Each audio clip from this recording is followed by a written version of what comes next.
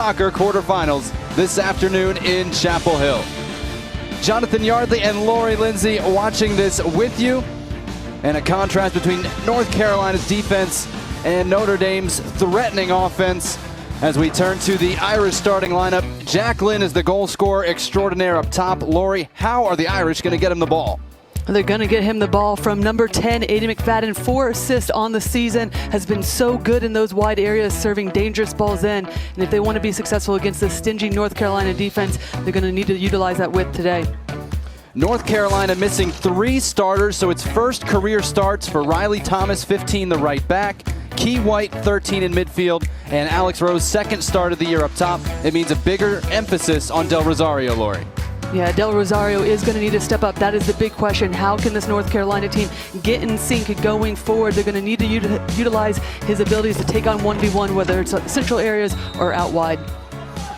Underway from Chapel Hill in the ACC quarterfinals.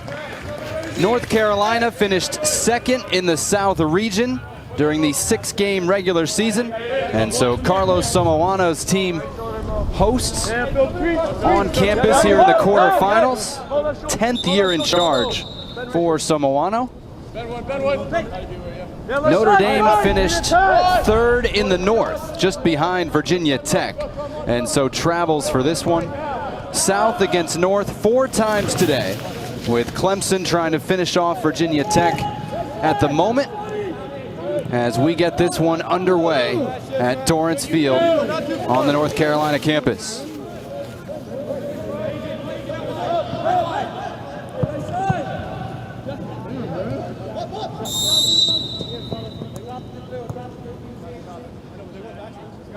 And a welcome to those of you who just watched Clemson take care of business against Virginia Tech. 4-1 win for Clemson. Just underway here in Chapel Hill.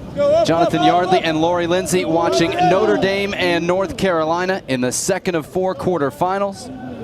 North Carolina on the attack right now.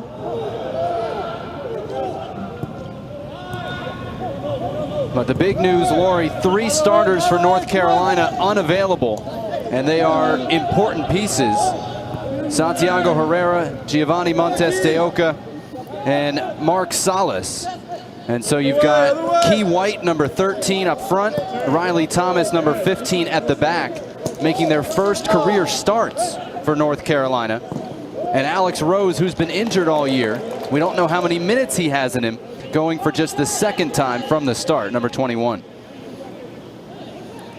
Chad Riley, his 3rd year as the head coach at Notre Dame, but his 12th year at Notre Dame. 4 as a player, 6 as an assistant, and now his 13th year, 3rd as the head coach.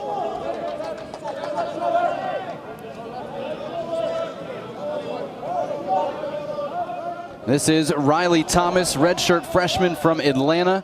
First career appearance for North Carolina. Hadn't played in a game last year or this year. And Lori, big changes for North Carolina, enforced changes. How can the Tar Heels respond? Well, that is the big question mark coming into today's game. Can they build cohesion quickly in that attack? We know how good they are defensively. Only 4 goals conceded so far this season. But can they put the pieces together? And we highlighted Del Rosario coming into this game. His ability to take on 1v1, float around. He's going to need to get the rhythm going in and around the box. Lucas Del Rosario, number 7, a senior, hadn't been a starter until this year, battled injuries throughout most of his career. Former top 15 recruit, though, and one of the guys they're going to count on for inspiration today.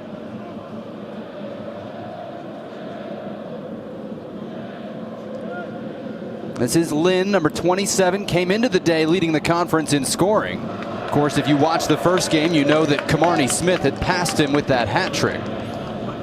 But Lynn, Lori, is what makes Notre Dame tick. 6 goals in 6 games. He can be a difference maker. He absolutely can. And this is a player that Chad Riley, head coach for Notre Dame, talked about being one of the most improved players coming into this season. His hold-up play, his ability to finish off crosses, has elevated his game. We'll look for that this afternoon. It's Patty Burns, the freshman left back, to restart. And not executed cleanly by Notre Dame. They turn it back to North Carolina.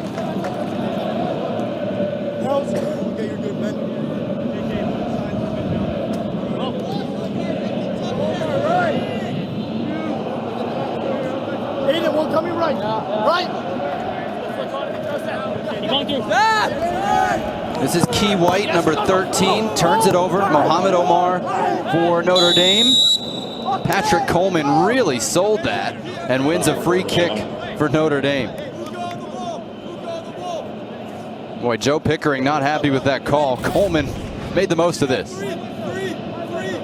And this is good so far from Notre Dame, just being patient and around the top of the box. Coleman being brought down gives them a dangerous free kick. And this coming to this game, this is an area where Notre Dame can be dangerous on set pieces with the likes of Jack Lynn, Omar in the midfield, their height, their aerial ability. This looks like a shot, though. We'll see. Laurie is skeptical. Aiden McFadden off the bar. And played to safety by Constant.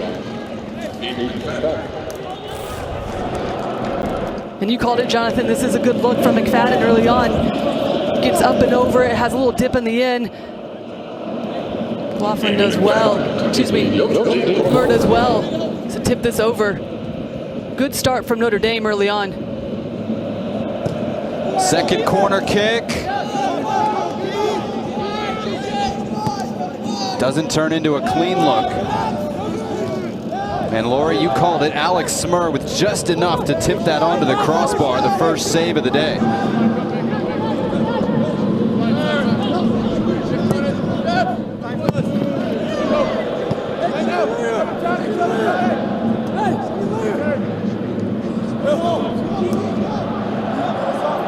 This is Keegan McLaughlin, first year starting for Notre Dame in goal. Miskicks that, though. It'll be a Carolina throw.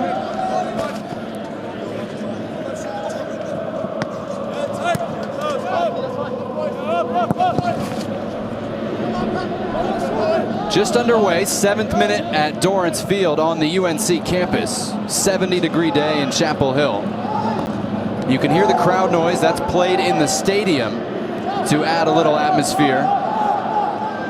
There is a player pass list, so fans scattered on the near side. As Del Rosario plays that forward, it got by Burns. Jimenez. And eventually falls to McLaughlin. Good look from Del Rosario. Just his ability to get on the ball, help play make, whether he's out wide left or cuts inside. Looks to switch the point of attack, and that's what North Carolina and Notre Dame are going to need to do with how many players are in that midfield. Switch the point of attack, look to go out the other side, create opportunities from the wide areas. Omar to McFadden, who rang the crossbar with that free kick and almost picked up another foul. We play on, though. McFadden asking where the call was from John McCloskey, the referee. Notre Dame, Laurie, coming in off a 4-1 win over Louisville. The keys for the Irish today. Utilize the width. They've got to be able to switch the point of attack quickly, as we just mentioned. Find the likes of McFadden to be able to serve balls in to Jack Lynn, but then also set pieces. With their area battle, their presence in the air, they've got to make the most of those opportunities in and around the goal. Maury Lindsay, an All-American at Virginia, knows a thing or two about ACC tournaments. What does UNC need to do to advance? They've been so good to organize defensively, especially when they press high up the field. And when we talk about taking your opportunities and trying to build cohesion in that final third, they're going to need to press and then set play higher up the field. Lynn called for that foul, wondering how that was a foul, and the one on McFadden a minute earlier was not. North Carolina with it, only giving up 4 goals in 6 games this year, and 3 of those came in one contest against Clemson. You just saw, if you watch the opener, how dangerous Clemson can be in front of goal. A 4-1 win over Virginia Tech in a game that Clemson was outplayed and outshot most of the first half. And yet Kimarni Smith twice dangerous to give it a 2-0 lead, and then a really sloppy giveaway to make it 3-0 at halftime in that one. So South Region 1, North Region 0 on this 4-game day. And that's what these knockout stages are all about, just taking your opportunities, taking your chances, putting them away. I already feel the urgency, the energy in this game. Not a ton of opportunities, but still the pressing, getting tight on your marks. A few fouls already. Does that make this game more ripe for an upset, do you think, Lori, with North Carolina missing 2 of its key attacking pieces in Herrera and Montes de Oca, and Notre Dame having Lynn available? It absolutely does. I mean, any time that you don't have some of your key players available always puts you in susceptible positions. But at the same time, that's the big question. Can you have players step up and make a difference? And sometimes that's the missing component. Everybody putting in a little bit extra work rate to make up for those players that are missing.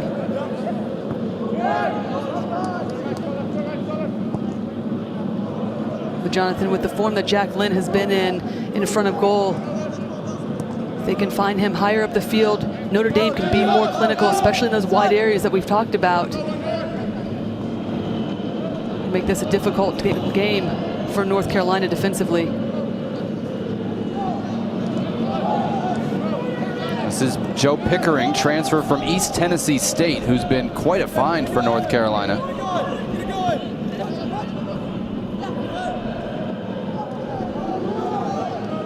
Missed touch there by Alex Rose.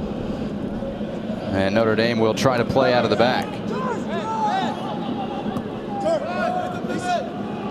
We had a lot of questions about the North Carolina lineup, and even when they released who was starting, it didn't really answer them all. What is it looking like to you, Lori? I'm seeing a 4-4-2 with Rose and White both up top, but maybe there's some freedom there? Yeah, I agree. Definitely a different look than we've seen it from their typical 4-2-3-1, 4-3-3.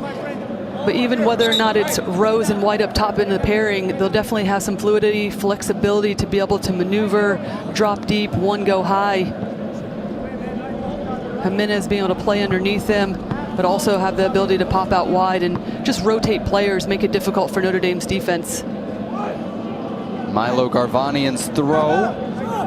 Runs out to Shells, he rips it, and it's deflected wide. Corner kick coming for the Tar Heels.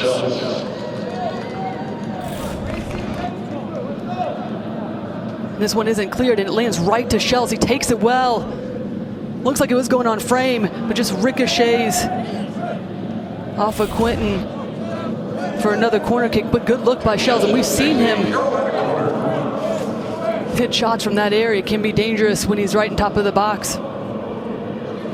Now, usually Gio Montes de Oca takes a lot of the set piece delivery. So Carolina with something different here, tried to go short, and they'll get a second try. Shells to take the Carolina corner.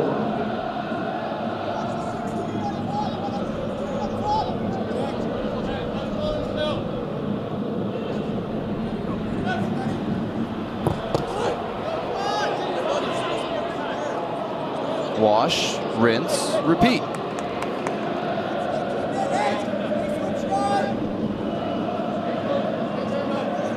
Shells to take the Carolina corner.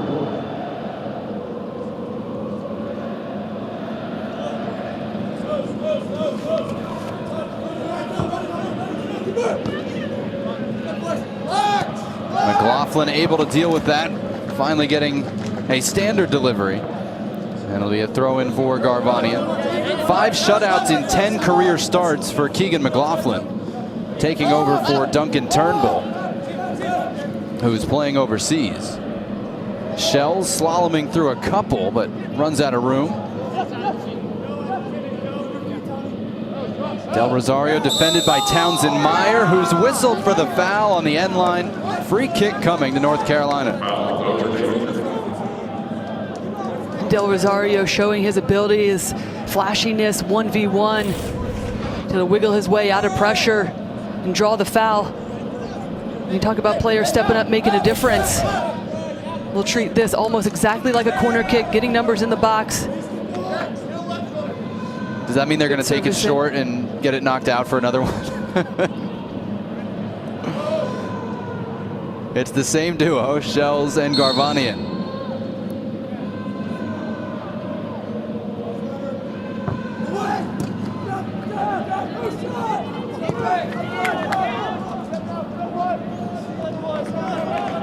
So 3 corner kicks and a free kick that was as good as a corner, and no clear looks for North Carolina.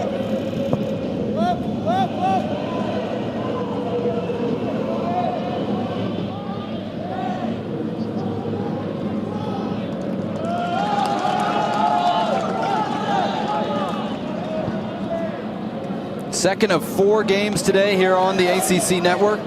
Clemson winners already. Coming up next, how about this for an ACC quarterfinal? Virginia and Wake Forest. Last year, that was the national semifinal at the College Cup. So that's a heck of a game following us from Winston-Salem. Wake Forest also earning the right to host. But like North Carolina, y'all, Wake Forest is going to be missing some starters today. So keep an eye on that one. And then Pitt playing its first game in 3 weeks. Will play Duke in the nightcap over in Raleigh. Drop, look out, left.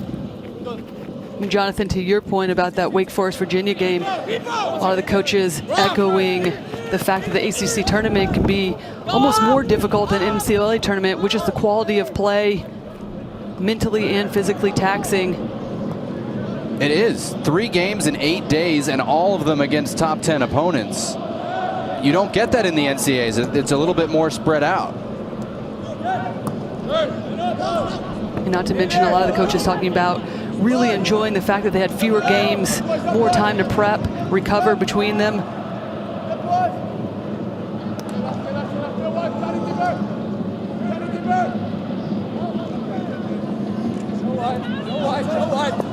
Yeah, I got to be honest. I know the reasons for it are terrible, right? It's a brutal year, but this schedule is pretty interesting. I actually don't mind the North-South breakup because it creates a pretty interesting ACC tournament.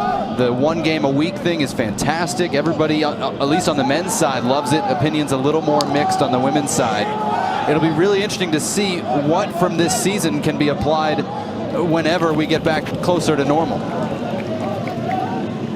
Well, to my point, yeah, to be able to have this time to almost develop your players, grow as a team, but then come in here and be prepared for the knockout stages, something they haven't had in years past.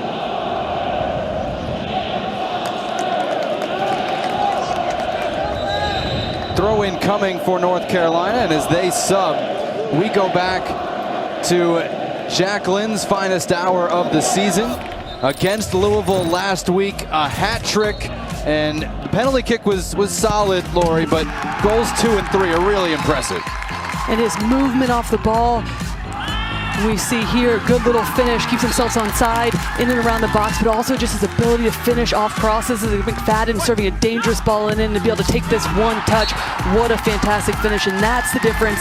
That's why he is the difference maker for this team, and his ability to find the back of the net and just have a knack to finish off difficult chances. The Carolina sub saw Akeem Clark check in, replacing Key White. Clark, a freshman from Loomis Chaffee in Connecticut, thought he might get the start. He's a big guy, 6'3". 2 assists on the year in 6 appearances off the bench. Speaking of Jacqueline, Jonathan, already in this game, hasn't had a ton of chances.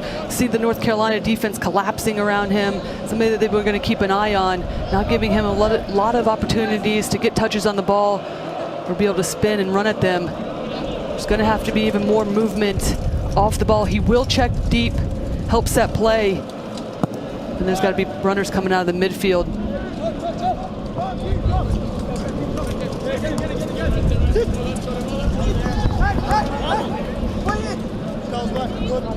Yo, ready, left.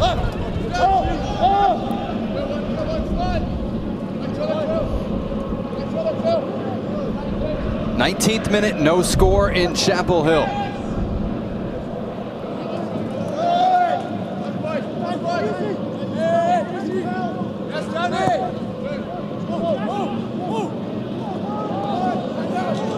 Akeem Clark poked that away from Mohamed Omar, who Gives him a big jersey tug. That could be a yellow card.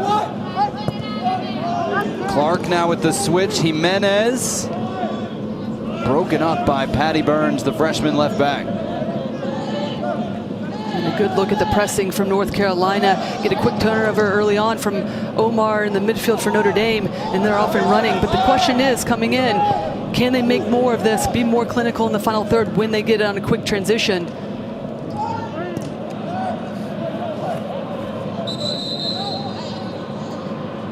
So they'll go back, and Mohamed Omar getting warned right now. Will he get the yellow? He's a very lucky defensive midfielder, because this is a yellow card. He is. It absolutely is a yellow card. He's going to play a critical role today's game. Talk a lot about the attacking players for Notre Dame, but his ability to help set play, to screen that back line for Notre Dame, has to do a bit better right now in possession. Help get Notre Dame out of the traffic of the midfield. I mean, John McCloskey took the time to go back and have the conversation and not give the yellow card, which in an elimination game is a big sigh of relief for Notre Dame to not have Omar sitting on a yellow. Boy, McLaughlin came for that, and it was still headed away by Mohamed Abwalnadi. Second ball picked up by McFadden. You see he'll pop up all over the field. Lynn returns the favor. Giacobello arriving. Lynn is onside. Lynn with the shot, and Alex Smur up to it. Big stop there. I mean, that was it for Notre Dame. That was everything you could ask for. Lynn getting a dangerous look in the box. And Alex Smur responded. Hey, watch the line. That's your job. You can hear Carolina calling to the linesman to watch for offside. And this is exactly how you unbalance a stingy defense for North Carolina. Just quick little combination play. McFadden gets involved. Jack Lynn does well to time his run, stay on side. It's a good look, but even better save by Smur to keep it out of the back of the net. Hey, maybe they were yelling at Garvanian to watch the line, because he was the one who kept Lynn onside. It was a tight call too. You can see Jack Lynn though.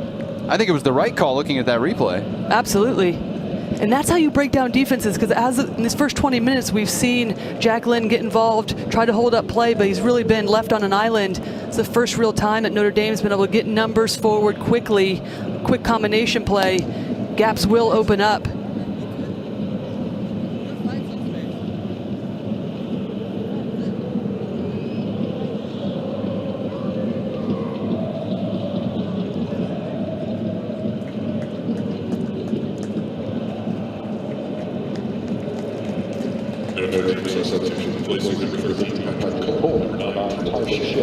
So this is the first appearance of the year for Tyler Shea. He's been battling a knee sprain.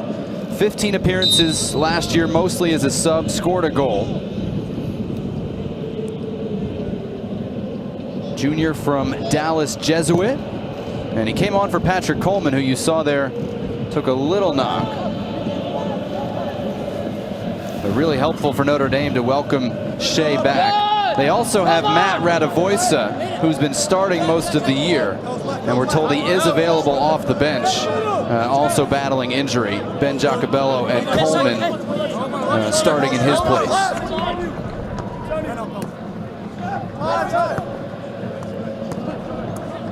Finals week for Notre Dame. They only traveled with 22, which is plenty. That's what you need, but it's also not the full squad. Not everybody here.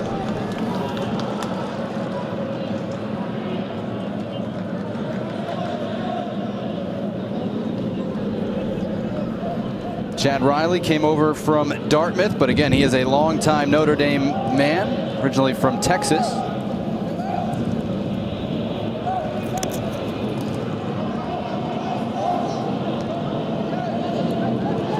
And it's so funny, there's a lot of stereotypes, right? Like Chad Riley, his major at Notre Dame was theology, and they have a left back from Northern Ireland named Paddy, and they've got a lot of, you know, white guys from Catholic families, right? Then they also have two guys named Muhammad in the starting lineup at Notre Dame. It's kind of a great mix that they're able to bring together.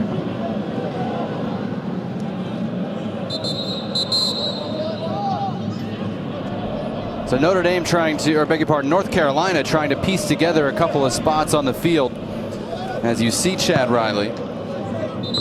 And North Carolina will make its second sub for somebody who is making their first start. And it's Riley Thomas coming out, Jonathan Sinclair coming in at right back. Sinclair had played there a little bit earlier this year. Freshman from the Berkshire School. Got to wonder if that attack, last attack from Notre Dame, caused that substitution. Sinclair in for Thomas. What that looks like going forward. Notre Dame keeping an eye on some of the changes that North Carolina's had to make coming into this game with some players unavailable.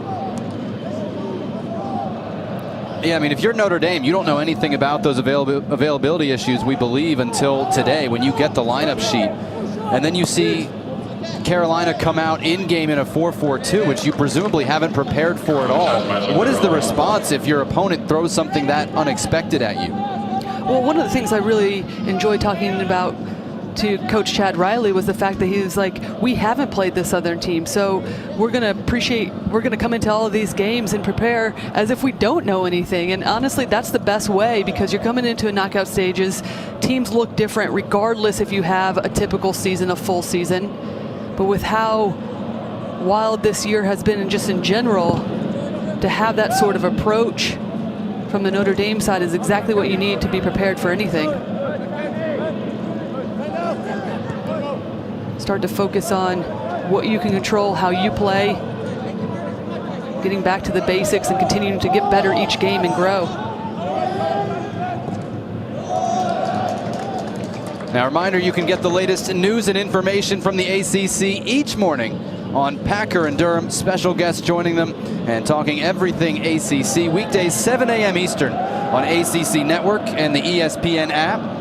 They had Valentin Noel from Pitt, the leading scorer for the Panthers, on this week. They had Mike Brizendine, the head coach from Virginia Tech. So check out Packer and Durham this week as the ACC men's soccer tournament rolls on. Jonathan Yardley and Lori Lindsay watching this with you from Chapel Hill. North Carolina was in the ACC final 2 years ago, lost to Louisville. Notre Dame has been in 4 ACC semifinals in 7 years in the league, but has never, that I can recall, reached the final. Of course, won the national championship their first year in the league in 2013.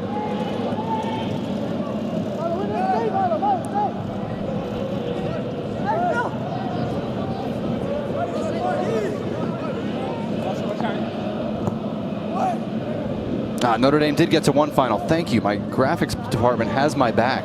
Lost to Syracuse in 2015. Dylan knew that one better than I did. Shout out to the control room in Chapel Hill. I should know that. I was at the semifinal that they won, so it's pretty bad that I forgot that. We don't expect you to remember every single stat, Jonathan. You should. That's my job. Again, if I was at the game, Lori, I should probably remember that they won a semifinal. It didn't sound right as I was saying it. I didn't want to disrespect Pat Wall and Will Walsh and some of the other Notre Dame names, Harry Shipp. And mostly under Bobby Clark, who was, of course, coached Chad Riley as well. He still has a role in the program as Mustafa Wada comes in, replacing Alex Rose. So they get 27 minutes out of Rose, their leading scorer last year. Pretty anonymous 27 minutes, if we're honest, Lori. Rose didn't have a big impact. And we'll see if Wada, who has quite a background, can make an impact. He's a dual citizen of the United Kingdom and the Gambia. His dad was a legend, played for Gambia in 7 different sports, Lori. How do you play for the national team in 7 sports? It's insane. Keegan McLaughlin, his first save of the game. We need to get him on this broadcast and ask him. This needs to be an interview. And this is Jimenez. We haven't called his name too much. No, we haven't called many attackers for North Carolina's name. Last 10, 15 minutes, Notre Dame really starting to work their way into the game in the attack, but also defensively, just being organized, limiting any opportunities for North Carolina. They go short again, still trying to figure this out. Mohamed Omar got in the way from Notre Dame.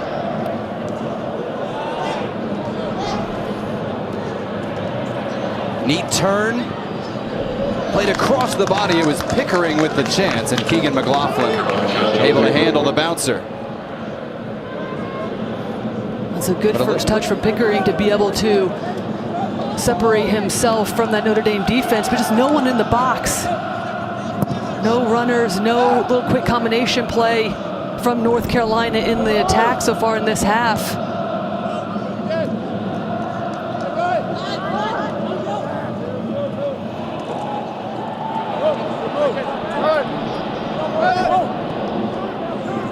Neat touch by Omar there. And Notre Dame still with it. Here's Lynn. Out of St. Louis, number 27 in Navy this afternoon. And he's only a junior, so another year at Notre Dame. Good look at him dropping deep, helping set plays. He's not only going to be a post-up player, will allow for room for other players to get in, make runs in behind. How about the 20-yard run from McFadden to back check, if we want to use a little hockey term, and come back and disrupt that play. Carolina's still with it, but every defender and midfielder will appreciate that.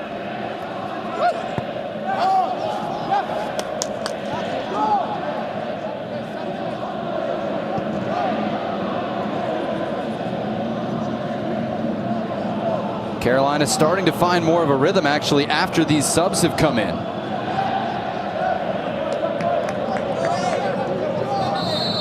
And we'll get another one for the Tar Heels. This is going to be Jacques Bouverie. Grew up in Washington, D.C., but going to the French International School. And then transferred over from Florida International.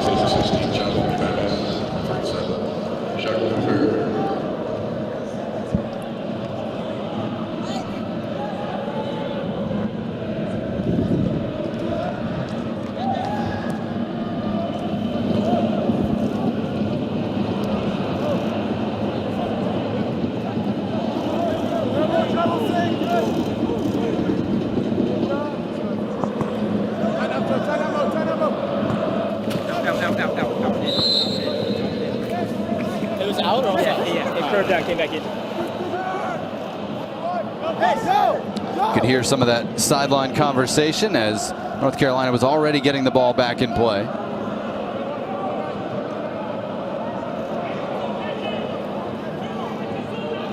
Never want to play without fans, Jonathan, but that's one thing that I've talked about that we've enjoyed. You can hear some of the tactics and game changes going on the sideline without so much of the fan noise.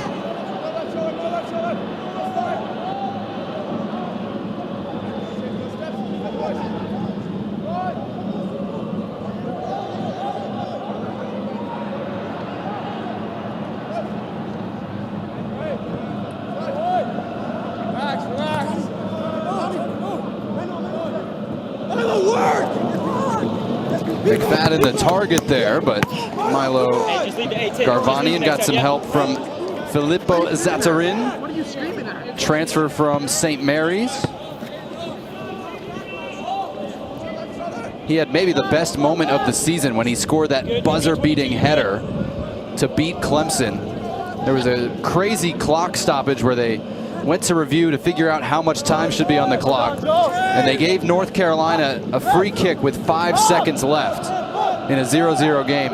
They sent the ball in. The initial one was cleared, and so you're like, there's no way there's going to be enough time. And somehow Zatarin got his header to cross at the buzzer for that win. It was a crazy moment to watch from afar, and even crazier for the Tar Heels to take that W. And ultimately it got him a home game, because otherwise Clemson would have finished second and Carolina third.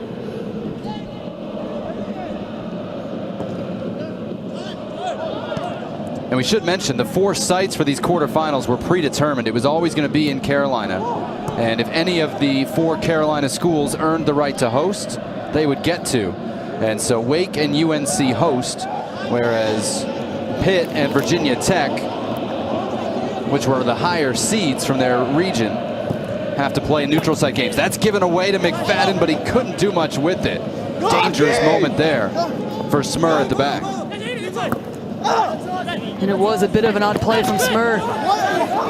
It's difficult to see if he was trying to actually clear or try to play out of the back. McFadden reading it well. Now you see some of the physicality of this game that we expected coming in. Hard challenge by McFadden. Everything's good. Everything's good. Aiden McFadden doesn't mind being at the center of all of this. No, he doesn't. And I was thinking this is definitely the energy that you expect from the knockout stages, competition.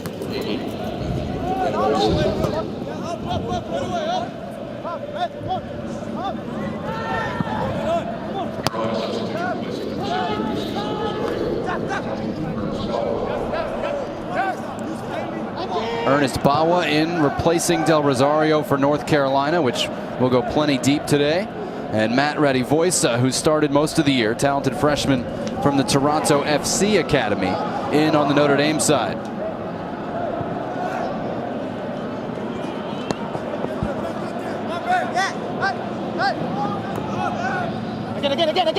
Again. Hey!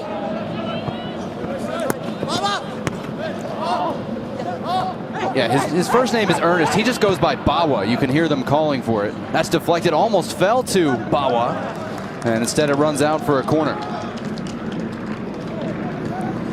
Freshman from Ghana, Right to Dream Academy, and set the scoring record at Taft. Yes, he lists the Chicago suburbs as his American hometown. His Ghanaian hometown is a village so small it's not on most maps.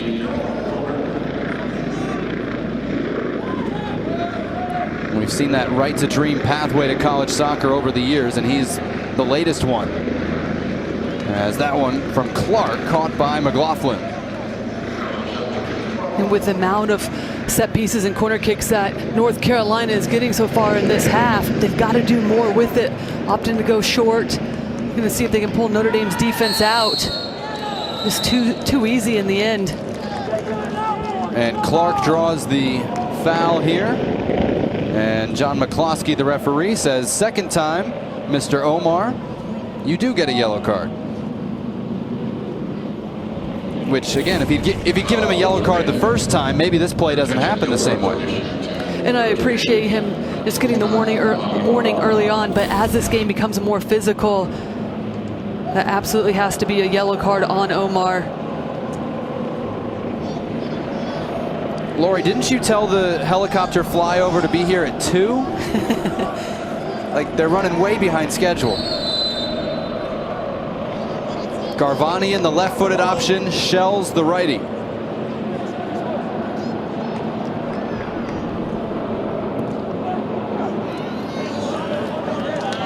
Giacobello, really important header, just skimmed that off the top of his head with Bawa, number 20, lurking. There you see Akeem Clark matched up with Giacobello.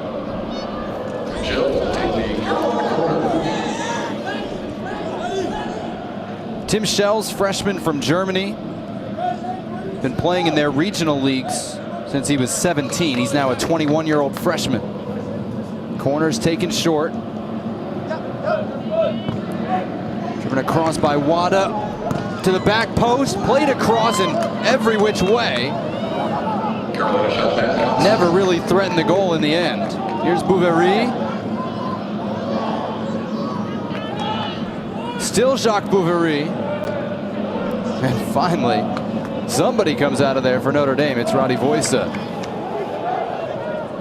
Jack Lynn with a little skill right in front of the Irish bench.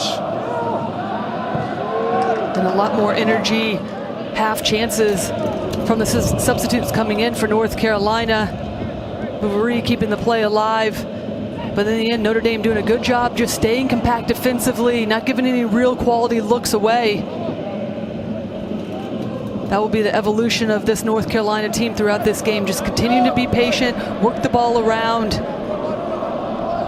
look for the next best pass to be able to create an even better chance. Another clear foul, another clear yellow card. And it's Aboualnadi, number 5 for Notre Dame, trying to hold on to Akeem Clark, who has been a real handful, literally. He's done a good job of coming in and asking questions. Aboualnadi having to make a decision whether he's going to step up, defend hard, or just drop off. Clark doing a good job of popping off on those sides where Omar would be defensively for Notre Dame's midfield.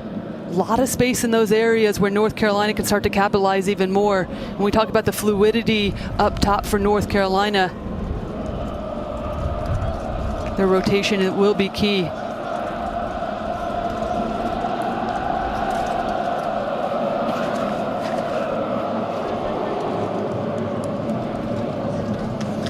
Senan Farley will check in.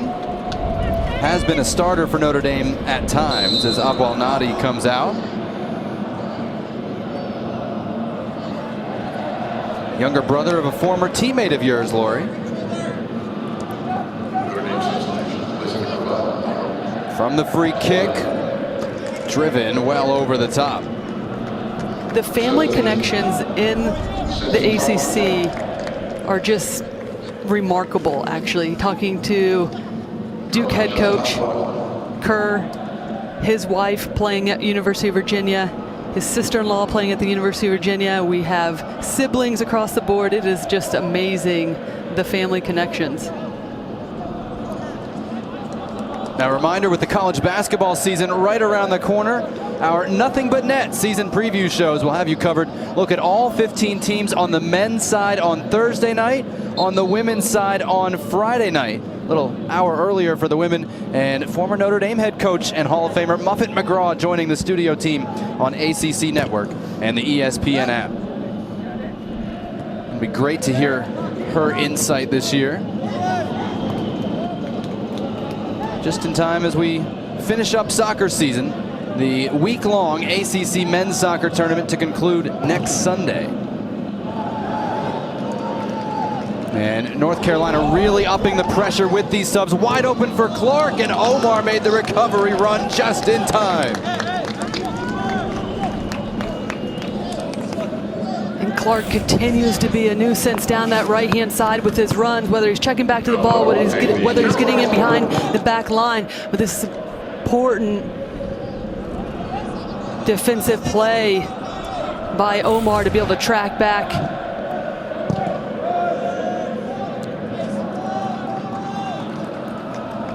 And excuse me, it was Wada that was making that run down the right-hand side, Clark being the one on the top of the 6-yard box. I was kind of expecting Clark to start because they needed a target forward, and he at 6'3" provides that. He didn't start, but boy, has he provided it off the bench. He has, and when you're talking about players stepping up and making a difference, he has done just that. Another half chance from North Carolina. There's Clark. His parents came to the U.S. from Jamaica. His dad played for the Western Mass Pioneers, a sometimes pro, sometimes amateur team in, obviously, Western Mass.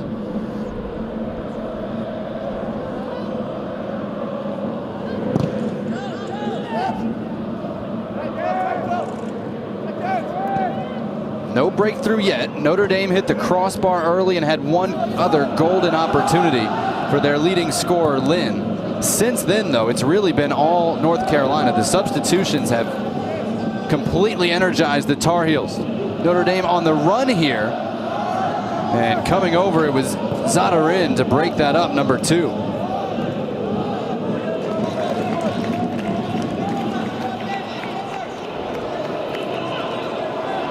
Notre Dame Zadarin timed that perfectly. Yeah, Notre Dame still having a little bit of success down that left-hand side. right back area where North Carolina's had to make some changes, going with Thomas to start the game. Sinclair coming in, the freshman. Area that Notre Dame should keep an eye on, continuing to look to see if they can exploit, especially when we talk about the width being an integral factor in this game.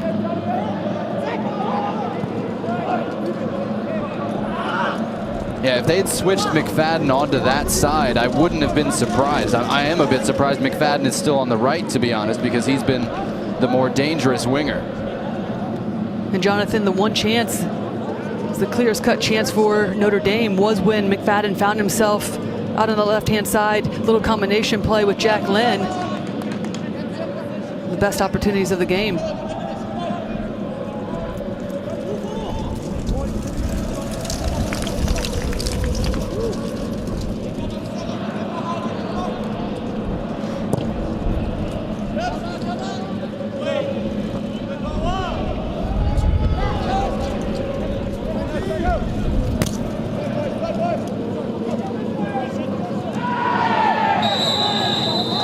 Senan Farley, do we have a third yellow card? Nope, just a foul. Free kick. John McCloskey thinking about it now. And will warn Senan Farley. Sister Sinead, two-time All-American at Virginia. Played with Lori at the Philadelphia Independence in 2011. And we talked about that national title, right? He's from the Philly area. He was at the College Cup that Notre Dame won in 2013 in Chester, PA. And he said, that right there is when that became my dream school.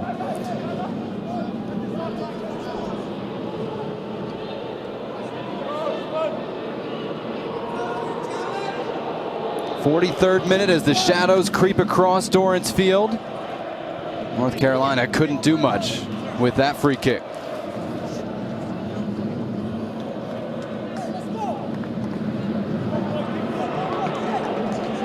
Just looking at this first half, Jonathan, North Carolina really starting to come into their own. Clark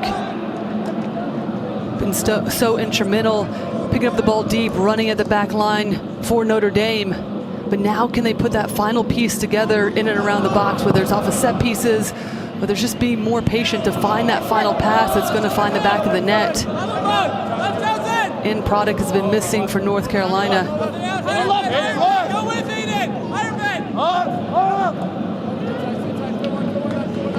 44th minute in the second of 4 games in the ACC men's soccer tournament today. Clemson already in the books with a 4-1 win over Virginia Tech. Kamarni Smith, 3 goals and an assist. Virginia Tech, when it was 0-0, had 2 terrific chances to go in front. At times they dominated that first half, but Clemson's attacking dynamics were just too much. And Clemson's on to the semifinals to take on the winner of the 4 o'clock game, either Wake Forest or Virginia. Bawa on the run. He dropped Townsend Meyer like a bad habit to start this play. Now Wada looking for Clark. Bawa couldn't get there. And the collision is going to be called as a foul. I thought they stopped it due to a head injury. Either way, these gentlemen need to be looked at.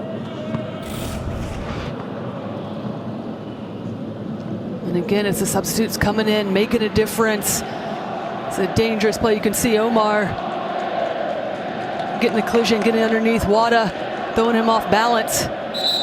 Clark's in the box though, but again, it's the Notre Dame discipline defensively to unsettle North Carolina in the attack, committing numbers behind, making it difficult for any real cut looks for North Carolina.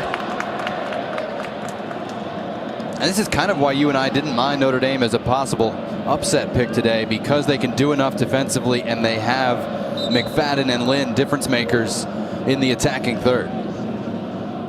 But now it's about continuing to utilize that defensive pressure that you've put on North Carolina and be able to create something in the attack. Haven't seen enough of that throughout this half in quick transition play. Remember, Carolina will always play to the whistle. They scored against Notre Dame at the first half whistle a few years ago when it was Fetzer Field. This time not able to create any clear chances. And we go into the break 0-0. You give the advantage to one school or the other in that first half, Lori? Well, I'll give it to North Carolina, especially when they started to bring on their substitutes. Exactly what you want is to create opportunities, continue to elevate the level of play, and they did that. But now it'll be about continuing to be more clinical in and around the box, create even more chances that are clear-cut. No goals here, but as part of our ACC halftime report, we'll show you Clemson Virginia Tech highlights, scoreless so far in the ACC men's soccer quarterfinals.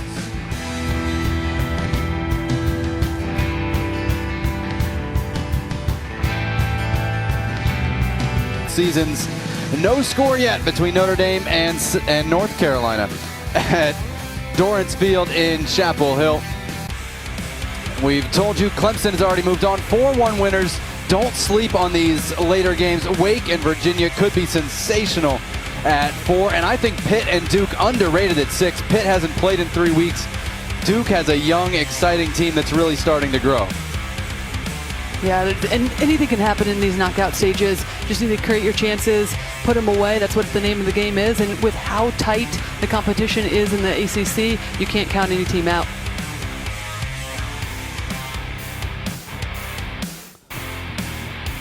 Jack Lynn came into the weekend leading the conference with 6 goals. Camardi Smith, I'll drop a hat trick in the opener. I'll clean off my boots. He's up to 7. And we'll see Kyle Holcomb and Calvin Harris next if they're available. We'll see Valentin Noel in the late game for Pitt, some of the goal-scoring leaders in the conference this fall. There's Lynn. One golden chance to put Notre Dame in front. Didn't convert it in the first half. We'll see if he gets more good looks in the second. I'm curious to see who plays for North Carolina in this second half. As you look at the numbers on Lynn this year, and he had 10 last year as well.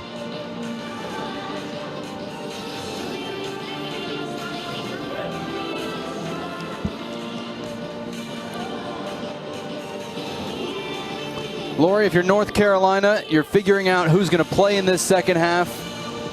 What do you need to do to break this deadlock and avoid overtime? Well, you continue to go with some of those players. We're seeing Clark right on the screen now, and the impact he had when he came on the field. Continue to play him, continue to build a cohesion, and just looking for players that want to make a difference. Have some good press and good build-up play, but now it's about that final pass or just taking your opportunities when you're in and around the goal.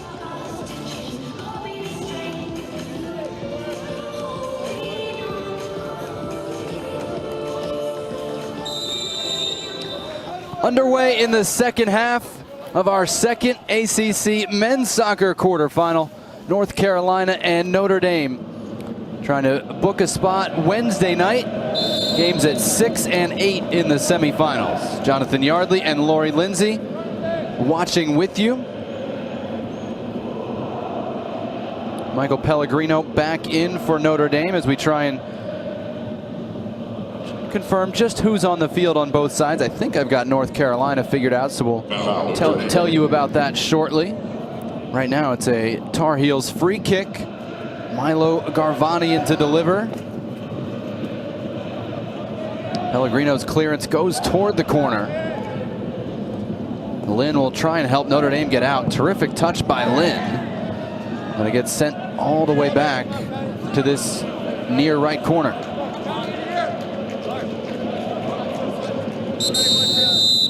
And Pellegrino is down. Not an easily replaceable part for Notre Dame.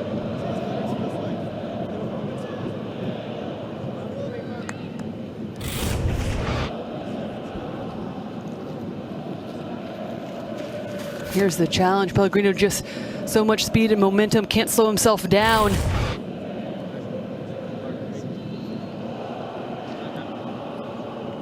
Tough challenge. And as you said, it's not an easy to replace midfield for Notre Dame. Such an integral part. Jacobella and him, the work rate in the middle of the field for Notre Dame. The defensive work, but also helping to ignite the attack. Look for the likes of McFadden and Lynn up top. Good to see him up and and moving. Pellegrino out of the Academy of the Supporters Shield champions, Philadelphia Union. Still feels a little strange to say that, but congratulations to Jim Curtin and the Union and all of the homegrown players from that academy who helped Philadelphia win the Supporters Shield. MLS playoffs, of course, coming soon, and good to see Pellegrino jog right back on.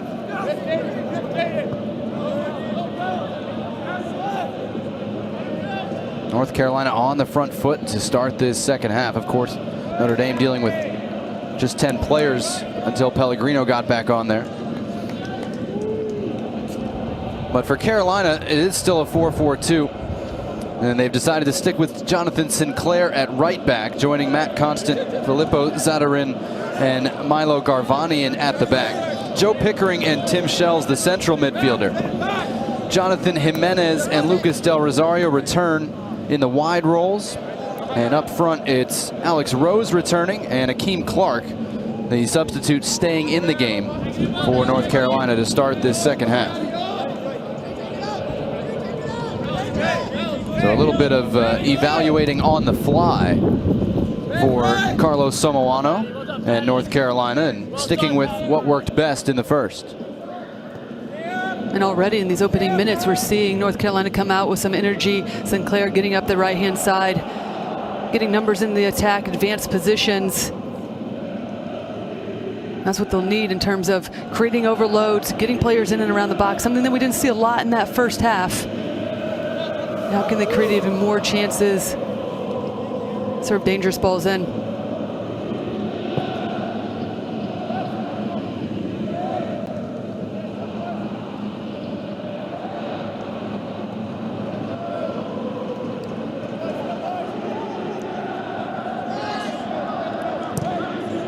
Alex Smurr clearing out of the back for North Carolina. Two really critical stops. And then Notre Dame felt that was a foul after the whistle.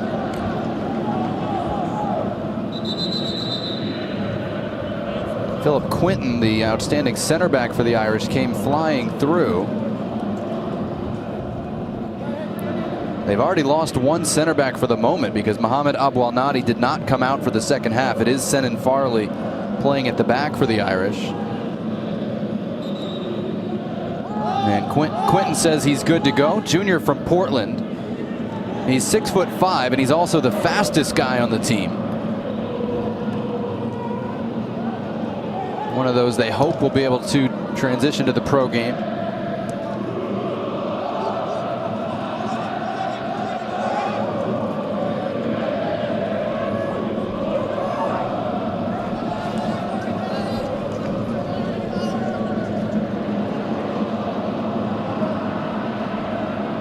There's Giacobello, junior from Southern California. His dad, a Notre Dame grad.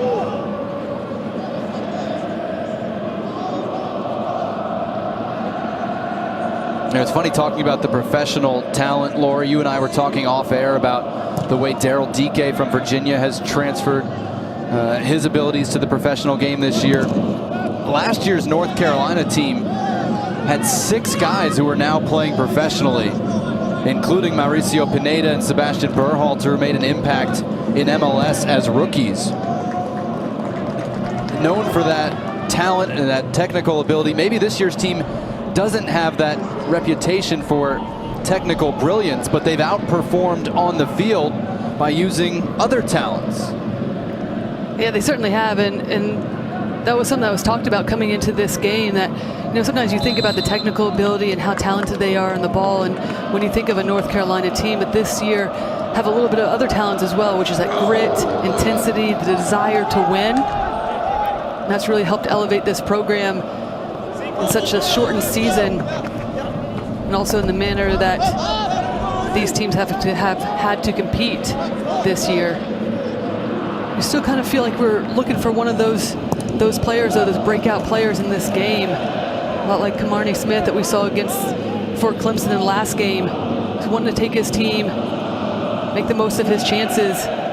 Some good general play in the middle of the field for this game, but no one that you feel like is willing to take the risk, really willing to take their team on their back and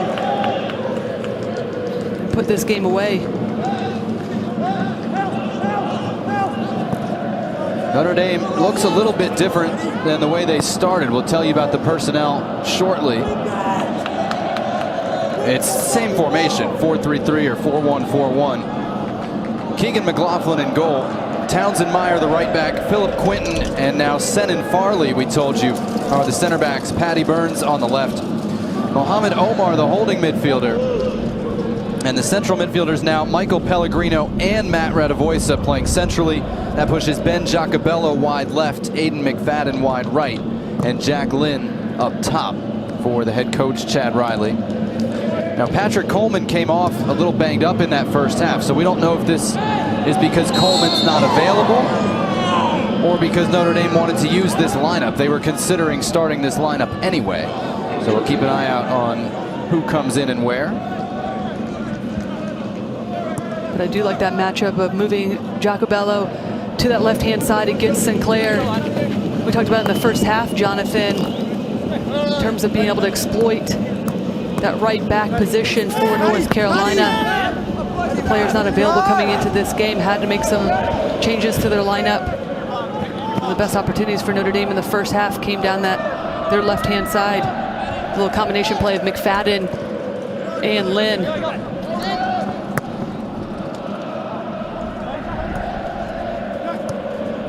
Burns started that. Now Radavoisa. Room for Pellegrino to line it up, but he sends his shot wide. First shot for Notre Dame, though, since the 21st minute when Lynn had his effort denied. And one of the areas that we talked about coming into this game was utilizing that width. Every time they get the ball out wide, look to switch the point of attack. Space opens up in the midfield, and we saw Pellegrino with a bit of space on top of the box. Pulls, gets across that ball, can't keep it on frame. But better play, better build-up play from Notre Dame. Lori, 32 minutes without a shot. That is a warning flag. It is a warning flag, but you also have to give credit to North Carolina. Their game plan was to press high, look to see if they could step up their back line, denying the opportunities. Never really seen Notre Dame try to go over the back line, try to play through. Give North Carolina credit, organized defensively. I was about to say, it's not unusual at all for a North Carolina opponent this season. We'll say that. But it is unusual when you think of the likes of Lynn up top, McFadden with his energy, Giacobello that's moved out wide left. It is unusual for this Notre Dame team and the talent they have in the attack to not create very many opportunities. I mean, North Carolina's playing in its 7th game. They've only given up goals in 2 of those games. Keep that in mind. And they will use Mustafa Wada, Jacques Bouverie, and my man Bawa, again coming on here in the second half.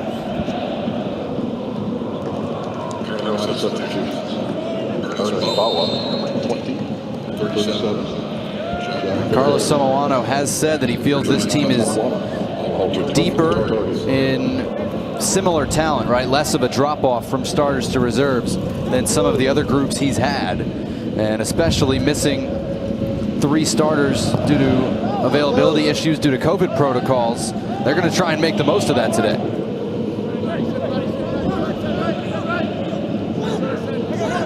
This is Bouverie.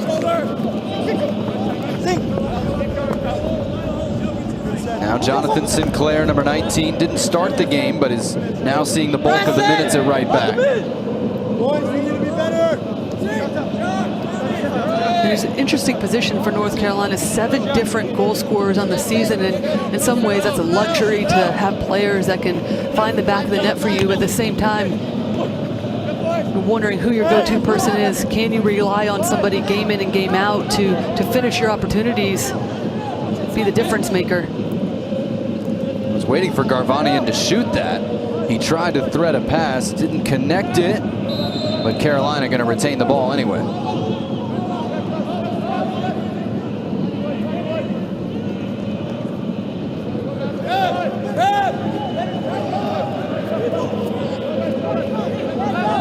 Joe Pickering in the middle.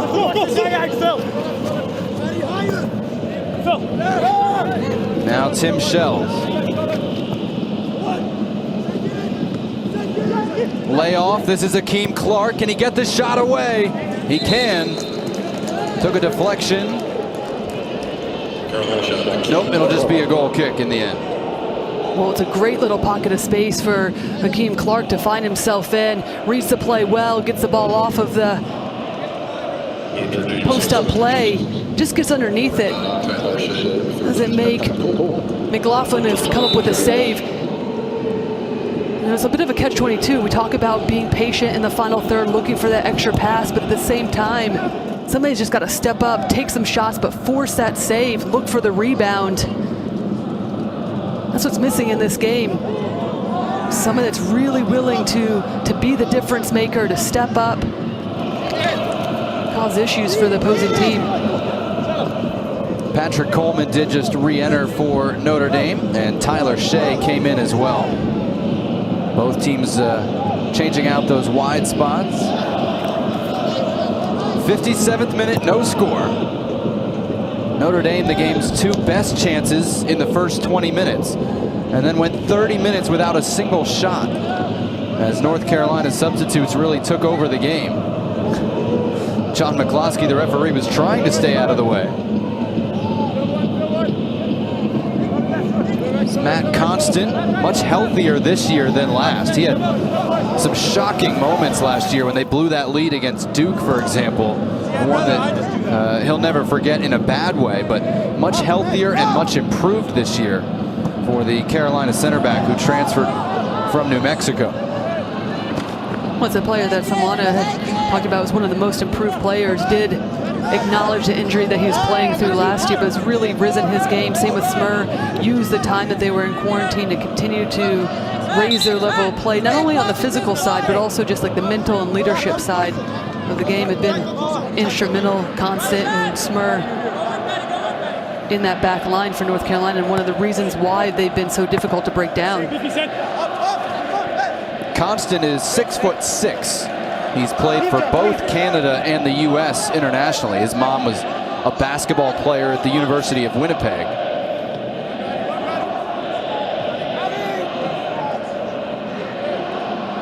Really loose touch there, turned it over for Notre Dame. Patty Burns, big switch to nobody. There's supposed to be a winger over there on the right, but nobody in the exact spot that Burns' pass went. There's it's given away. Shells trying to unlock that Notre Dame defense, and the pass was not the best fit for Tafuada. And that's where Shells just needs to find feet, simplify the game, connect your passes, and the space will open up for North Carolina. Boy, that pass was really stung into Pickering's feet. He made the most out of it. Neither team able to really sustain a whole lot of possession at the moment.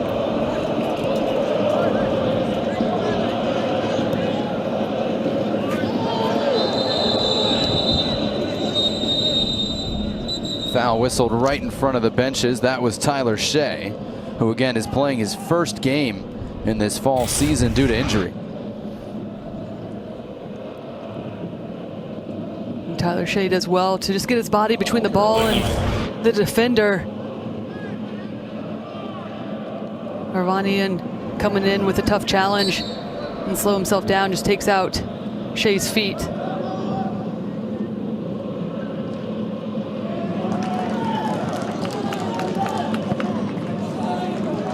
And not a whole lot there, but it'll be a Notre Dame corner. And Jonathan, set pieces was an area for Notre Dame that we highlighted coming into this game. Haven't seen a ton of it for them, except that opening free kick from McFadden that Smur had to come up with a huge save. Likes of Officially Jack the Lynn. second. Omar looking as the target for this corner kick. Bouncing around. Notre Dame is sure there was a handball there. Quinton can't believe it. Notre Dame shot.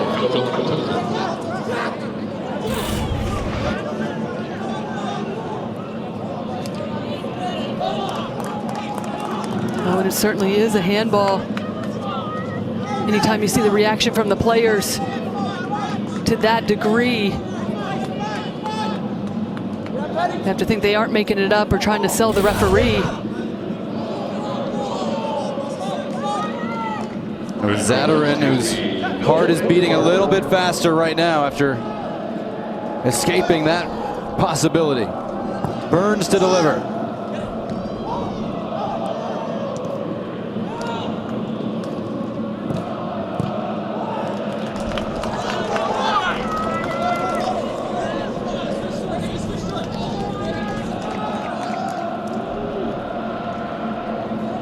Another corner coming. Quinton, one of the targets. Jonathan, as you said, got her in. He's so grateful not to be called for that handball. Definitely a handball right in the box. Notre Dame felt hard done by that with that one.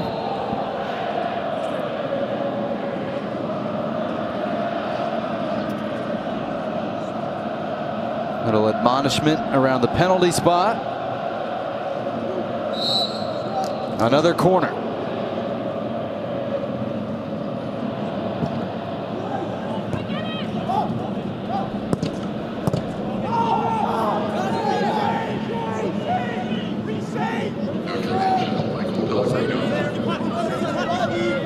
Patrick Coleman will chase this. Hit the flag and goes for a goal kick.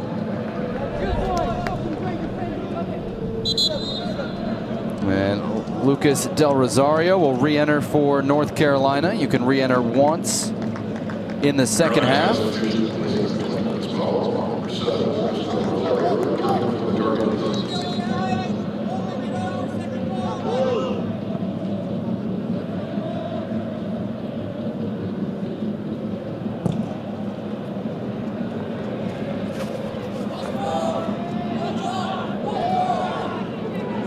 Tremendous touch by Lynn. This could be it for Notre Dame.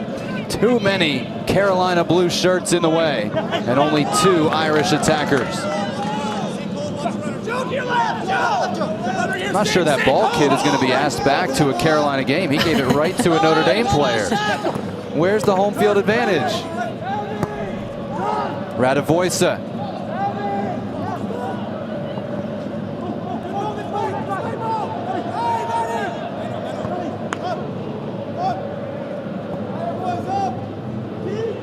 Townsend Meyer. Still Notre Dame with Pellegrino.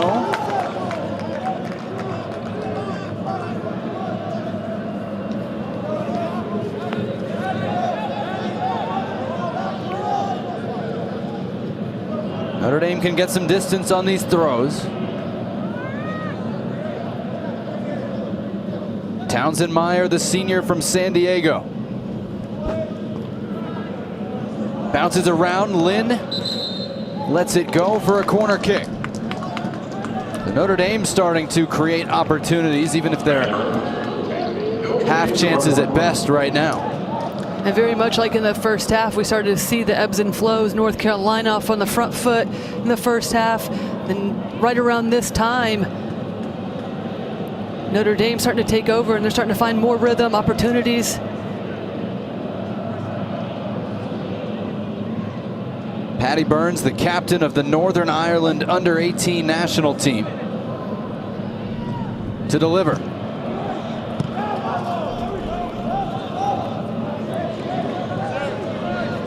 Chad Riley said, "We didn't recruit him. Patty Burns recruited us." He called me in March or April and said, "Would you have a spot if I decided to come to school here?" And sent his video, and Chad Riley said, "Yeah, we got a spot for you. We'll find one." And my favorite part is he was picked up at the airport by Conall Fagan, who had played with his older brother in Northern Ireland, but is now a student at Notre Dame and is one of the leprechauns. I mean, how about that? A Northern Ireland international is picked up at the airport by an actual Notre Dame leprechaun. It's made to be. MLS is his dream. Law school is the backup plan. That'll do.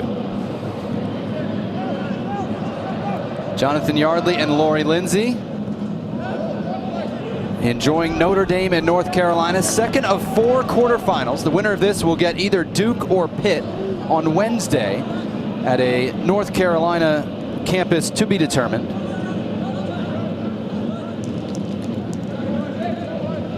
Clemson has already advanced today.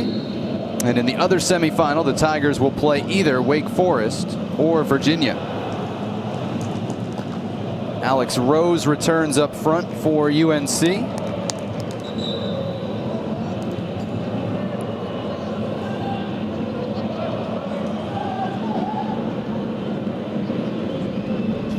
Hakeem Clark will finally get a break. He's been on since the 17th minute.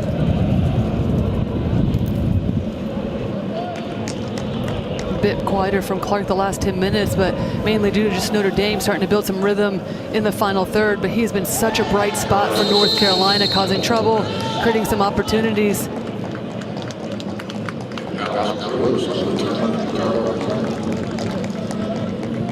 Just looking at this game, Jonathan, though, very much what we thought coming in. North Carolina is so difficult to break down defensively. Notre Dame coming into this game, Jack Lynn, leading goal scorer. Or sorry, prior to the initial game, Clemson versus Virginia Tech, Jack Lynn was the leading goal scorer in the ACC with 6 goals. Very much an offensive versus defensive style of game, and both teams really nullifying either opportunities to take control.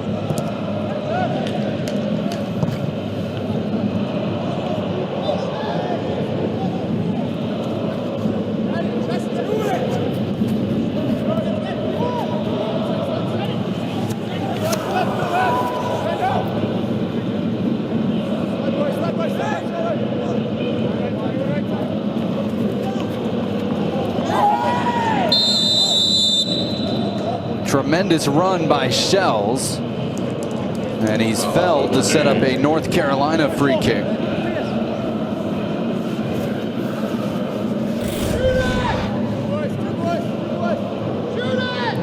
Shells just sees a little bit of space, and sometimes that's what you need. Once you're utilizing little combination passes, sometimes you just need somebody to take control, get on a penetrating run down the middle of the box and draw the fouls that would create some dangerous looks. Michael Pellegrino playing with the fat lip there, number 6 for Notre Dame.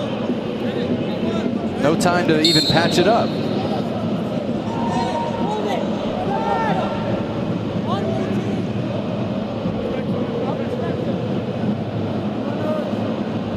Does anybody have Del Rosario at the top of the screen? They send it that way, headed across, and stopped on the line by McLaughlin. It was Pickering arriving as the ball was headed across, turned it on goal, but not with much power. And Pickering does a good job of just holding his run, gets a toe in it before anyone else, just can't get enough on it. Notre Dame does well enough defensively just to, Voica in there defensively, just getting enough on it as well, at least to distract Pickering from being able to get a full look on goal. 5th save officially for McLaughlin. You saw that's more efforts on goal than Carolina usually has. Jonathan Sinclair getting forward to Bouverie.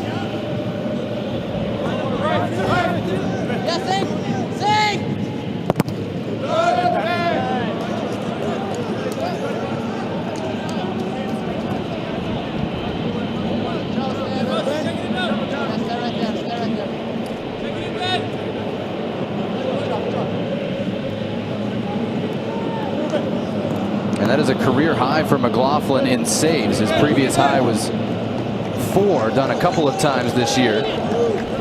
He had 3 shutouts last year, but he was the backup. He was playing games where they were not being threatened too seriously, although one of those was Michigan State. And again, this year, 4 saves against Syracuse, 4 saves against Kentucky, officially credited with 5 at the moment. I've got him with 3, but hometown scoring can provide a few extra shots here and there.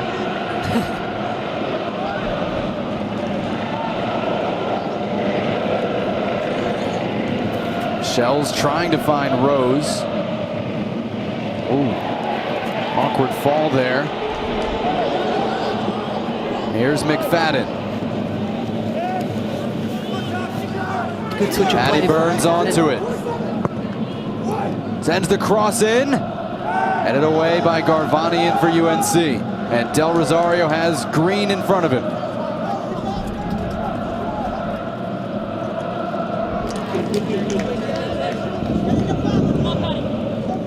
Jimenez. Awkward clearance by Farley.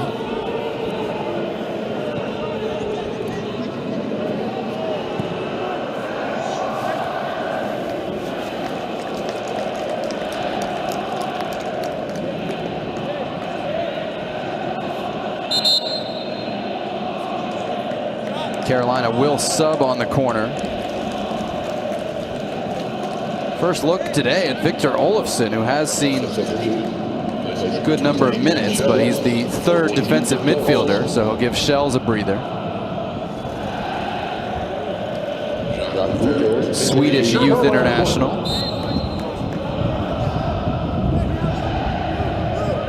'72nd minute.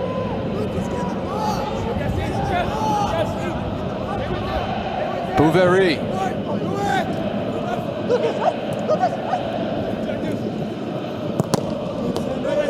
Blocked out again by Farley.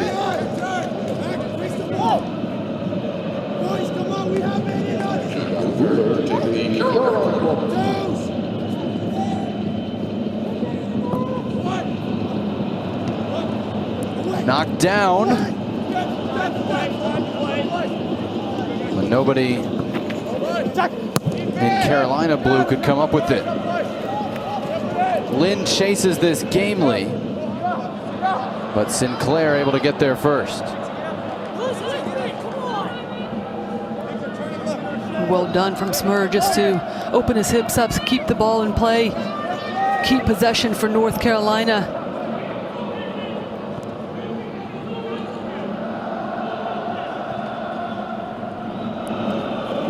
Game is starting to open up, more space in between the lines. You see Del Rosario where he's his best in between the lines. I haven't called his name a ton throughout this match.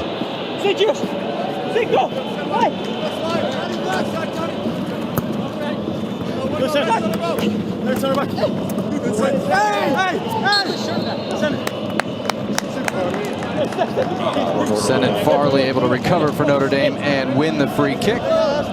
Now a reminder, Tuesday at 8 o'clock Eastern, Kelsey Riggs and EJ Manuel host In Play as they discuss the conference's hottest topics, interview legendary players and coaches, and take an inside look at what it's like to be a student athlete in the ACC. You can watch it right here on the ACC Network and the ESPN app, Tuesday at 8.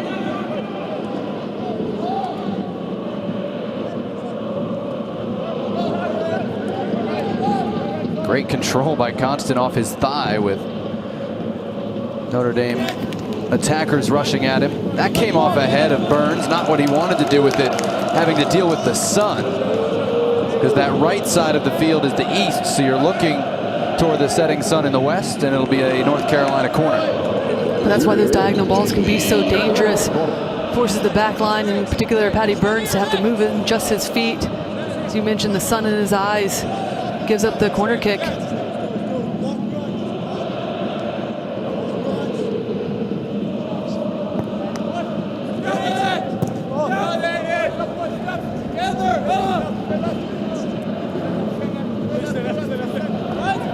All right, I'm being told I had the directions flipped. I was saying it from the bench perspective, which side is west and which side is east. Point being, you got to deal with the sun in the second half in certain spots on the field, but clearly the shadows are coming from the right. Olofsson's delivery. Bouverie trying to control.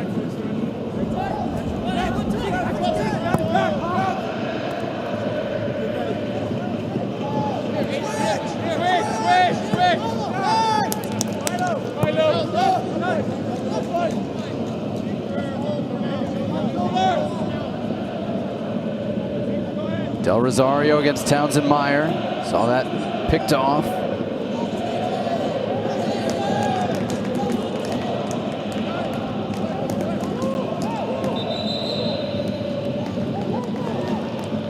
Patrick Coleman, 13, re-entering, and we'll get our first look today at Reese Mayer, sophomore from Baltimore.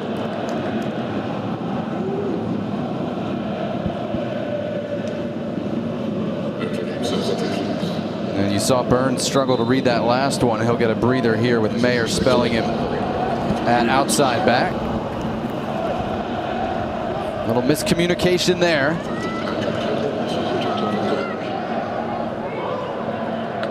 And Constant heads to safety for a Notre Dame throw. 77th minute.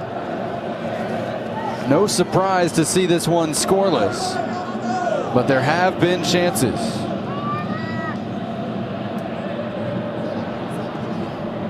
And Mayer comes over for the even longer throw. They've won games from these throw-ins this year, beating Virginia in overtime.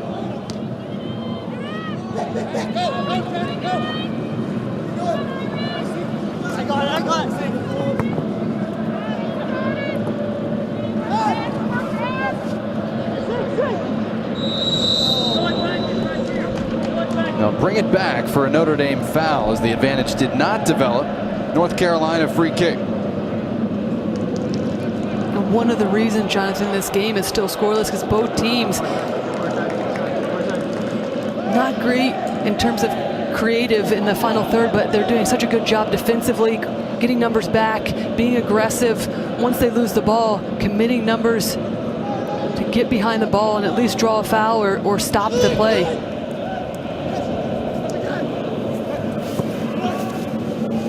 Diagonal ball ran through and actually found the run of Rose, but he couldn't get a touch on it. It's a good run by Rose. Not a lot of room in behind. The weight of the ball has to be perfect. A little heavy. Rose isn't able to get on in the end. He is offside. Good look at it there. But something we haven't seen much of this game is just little diagonal clip balls over the top. See how difficult it is to defend. Notre Dame completely loses Rose on that back, off of that back shoulder. Majority of the play for both teams has been in front of the back line, making it predictable, easy to defend.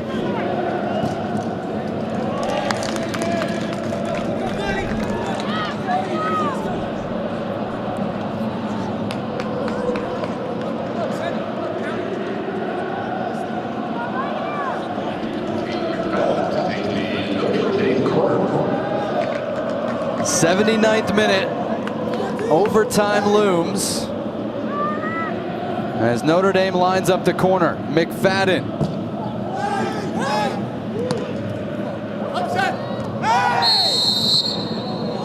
That was ambitious, to say the least, to return that into the box with an overhead kick at Farley, and so he commits the foul. And it's unnecessary from Farley. Just keep your body moving, look to see if you can get ahead on the ball, keep this ball in play. Instead, you just go up, high kick you're called for, dangerous play, and you allow for North Carolina to get out easily from the free kick. And now you have to drop back and defend. And these are the little things that have really allowed for neither team to create many opportunities. Silly fouls, giveaways.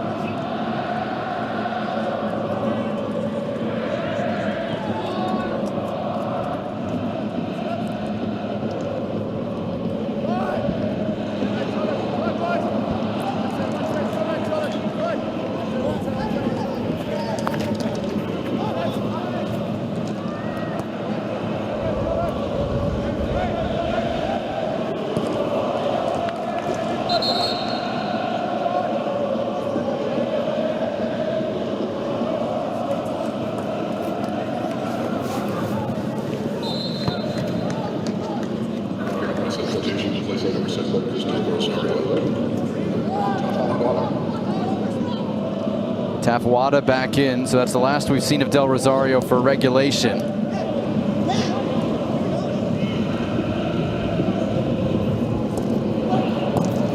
Wada still going, applying the pressure, But it will be a goal kick for Notre Dame. And not the performance that we thought we would see from Del Rosario, highlighting him coming into this game, thinking he was going to be the difference maker in terms of creating opportunities, getting isolated in the wide areas. Rarely called his name, didn't find a lot of room to operate, whether it was out wide or even centrally.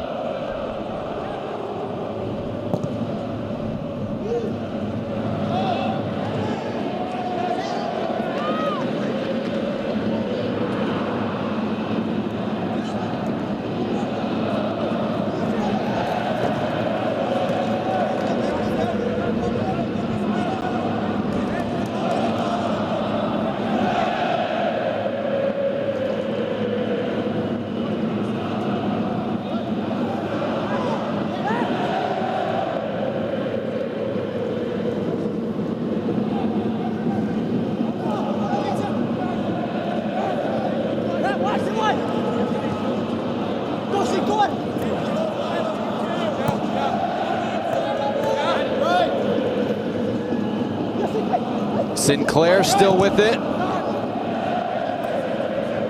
Bouverie faked one. Let that cross drift too close to the goalkeeper, McLaughlin.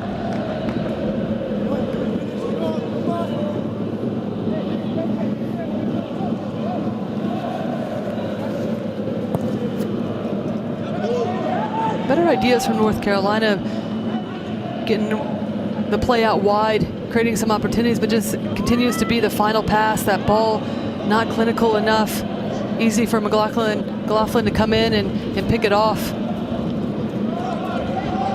There's got to be more dynamic runs in the box, movement off the ball when the play is out wide for North Carolina.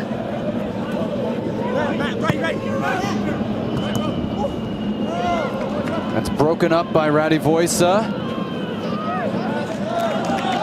But too many bodies around it. It was Joe Pickering fighting to win it back. Great defense from Pickering. It's a good example of why this game, again, Jonathan, is 0-0. Just the commitment to get behind. Talked about the lack of finesse in the final third, but this is the ability and the commitment to get behind the ball from both teams.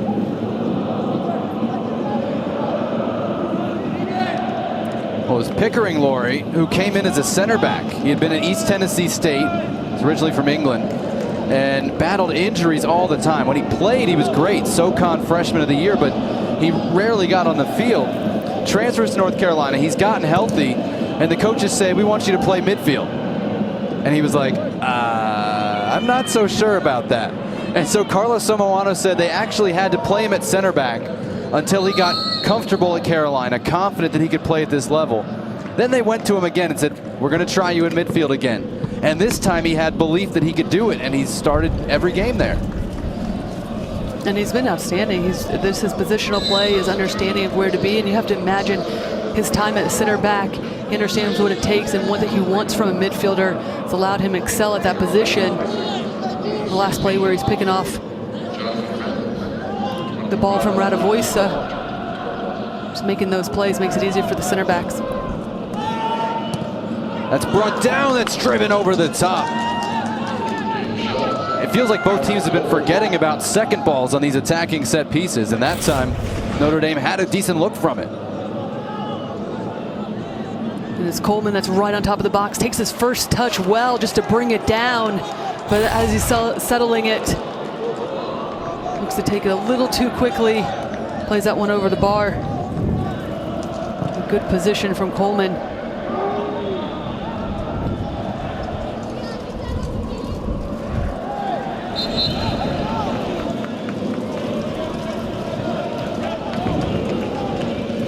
Alex Rose wondering how that call went against him.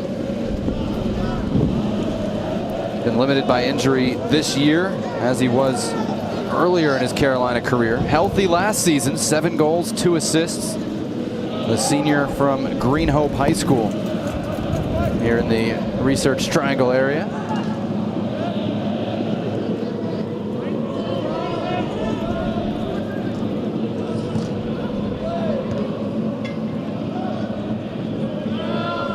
That's onside into the penalty area. McFadden lashes it near post, and it's knocked down and out by Smurr. Another corner coming for Notre Dame.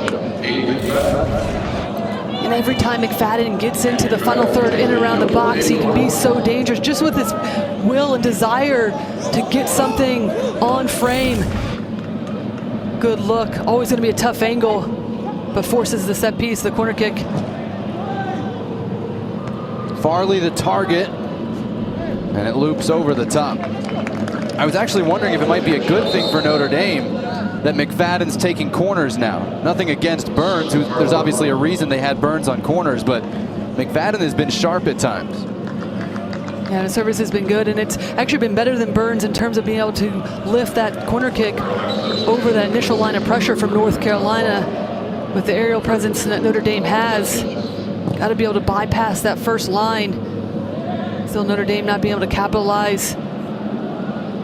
Finding the likes of Omar or even Lynn on the end of them.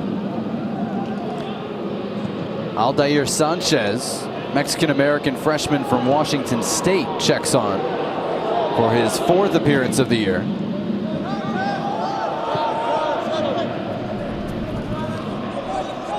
All the subs in this second half give plenty of ammunition to those who dislike the college substitution rules. 2 10-minute overtimes loom. It would be golden goal. Next goal wins if we get there. And if 110 minutes can't separate them, we need a shootout today. We need somebody to advance to Wednesday's semifinals. McFadden running past one. Aiden McFadden trying to control it toward Lynn. Broken up there. And Garvanian got just enough on it.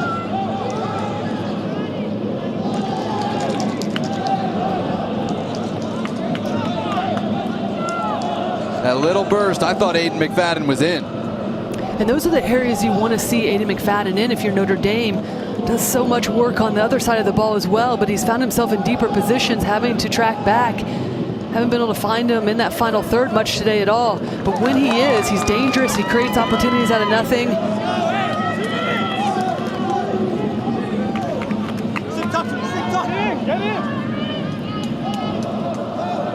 Got to wonder if Notre Dame at times could have stepped up to press a little bit more instead of sitting back and being compact. Yes, you give stuff away potentially in behind you to get the likes of McFadden and even Lynn higher up the field, creating turnovers in North Carolina's defensive third.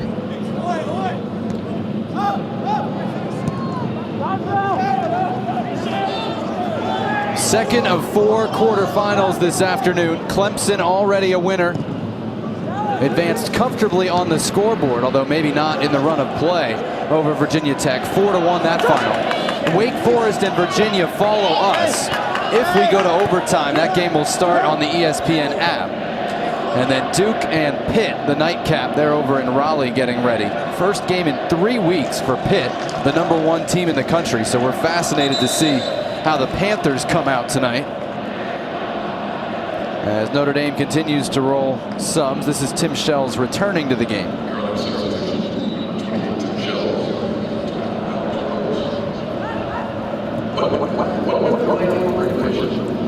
We're also waiting the drop of the Wake Forest starting lineup because we don't know just who's available. I was told the Demon Deacons might have 4 subs for their game that starts in a few minutes. So teams dealing with a lot of different issues this time of year. North Carolina missing 3 starters. Still on the front foot right now. That cross headed up by Quinton. Not cleared away just yet. Finally, Mayer puts his boot into it.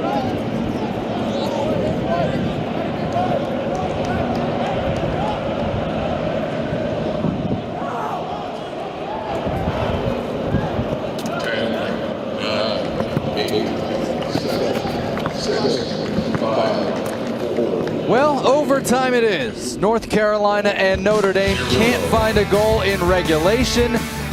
4 games in the quarterfinals. You knew some of them were going to overtime. We've got the first one. Next goal wins. Notre Dame and UNC head to OT next.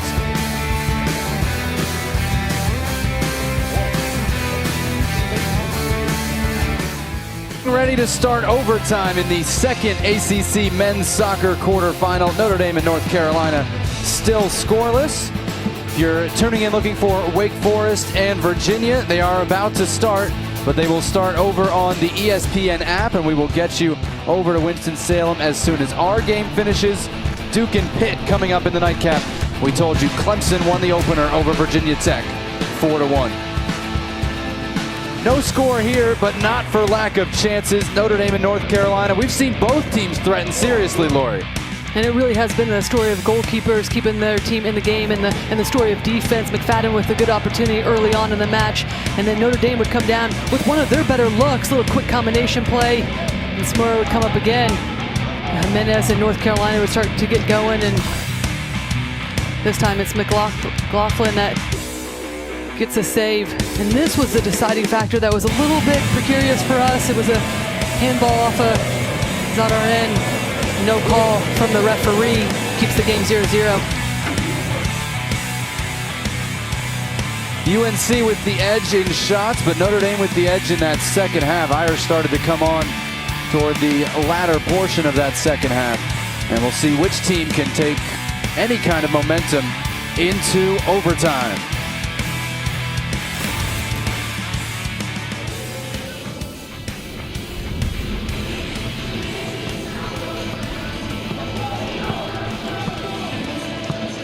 First goal wins up to 20 minutes of soccer, and if we go 110, it's still 0-0. Penalty kicks will decide the winner of this one.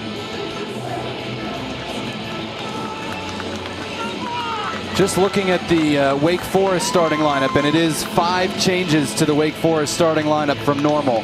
We were told they were hit hard by availability issues this weekend, so when we get to the Wake Forest-Virginia game, again, it's over on the app. We'll get you there once we finish here, but it will be a bit of a different look for Wake Forest this afternoon. As it has been for North Carolina, they're without 3 starters.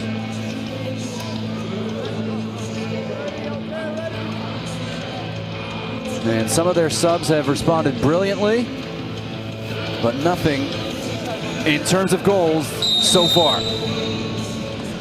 Next goal wins with a spot in the ACC semifinals on the line. Notre Dame in navy and white. North Carolina in Carolina blue. As we get underway here. Overtime is usually where I stop trying to keep track of subs because there's just too many, but you can't come back in, as we showed you in the first overtime. If you're subbed out in the first, you can come back for the second. Lori, do you feel like overtime gives an advantage to either of these teams? I don't, because we've seen both of these teams just being really tight-knit defensively, and with the amount of breaks that these teams have had between games to recover compared to a typical season. Both of these teams, you would imagine, haven't played since Friday, November 6th, so plenty of time to recover from their last game. Imagine with the substitutes as well. A lot of fresh legs, a lot of still miles to be had, and I'm just looking for urgency in and around that final third. Player that still wants to be the difference maker for one of these teams. Hakeem Clark, the big man. Pickering.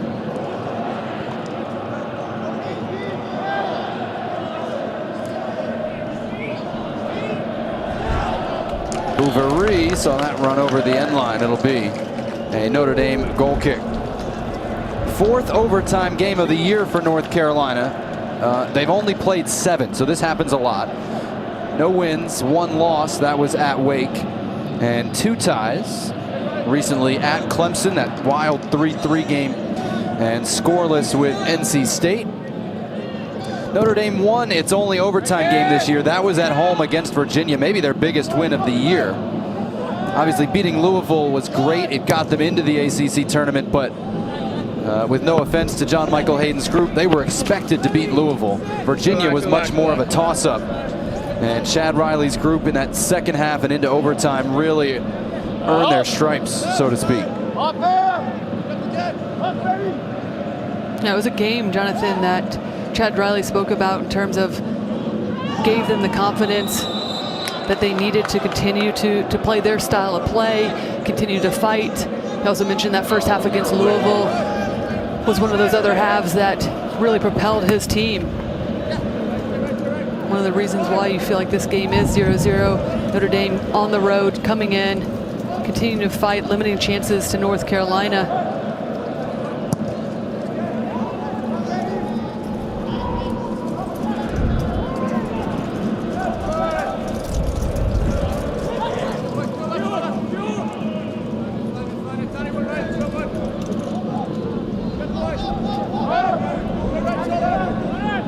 This is Victor Olofsson back in there to start overtime.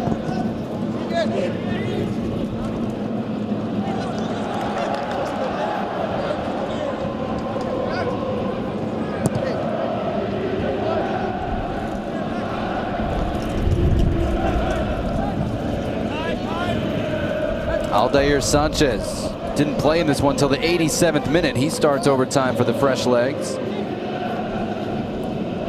Touched by Shells to find Olofsson.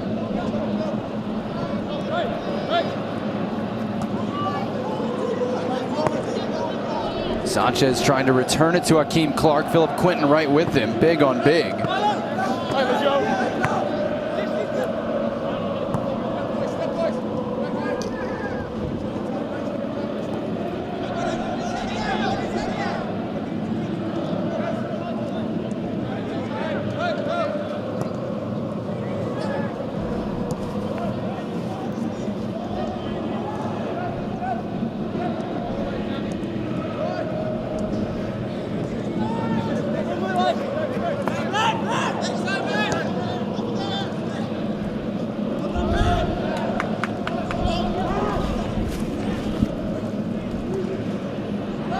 Carolina wins it back quickly.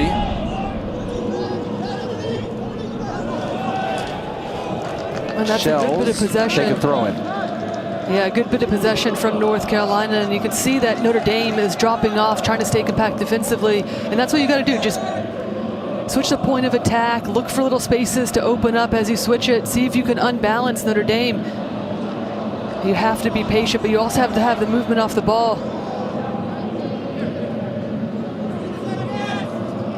Carolina will try a long throw-in of its own. Of course, Costin is 6'6", so you'd like him in the box.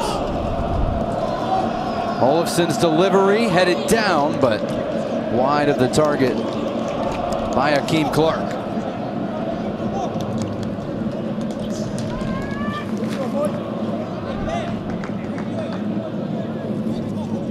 That final pass, Jonathan, can just be a bit better for both teams still. If you get the sense that just floating balls in, hoping for the best instead of picking a player out. Hakeem Clark, great target in the box, but the ball's just floated up.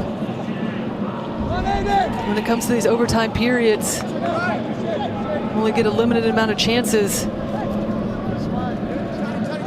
You need to make the most of them.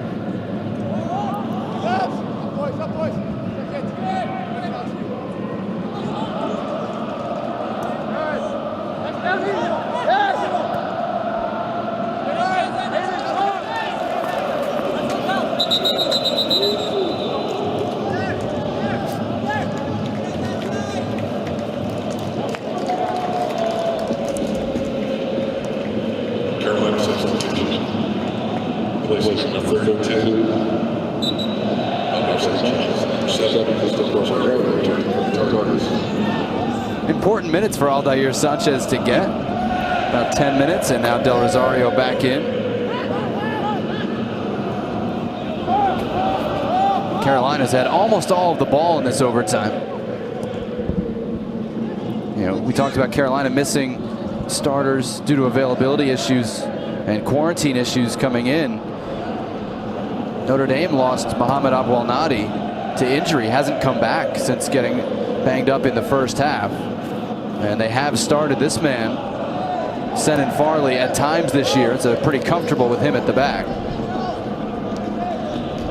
Not easy for a player to come into that position, stay composed, work your way right into the game, and Farley's done well. staying compact, staying with his line, stepping in, making some crucial challenges.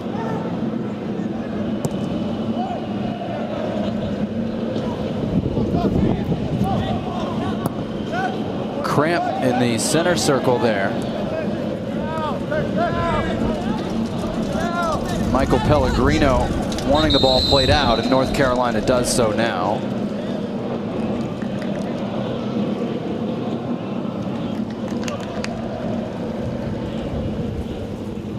Carolina substitution replacing number 28 Shea for 13 White.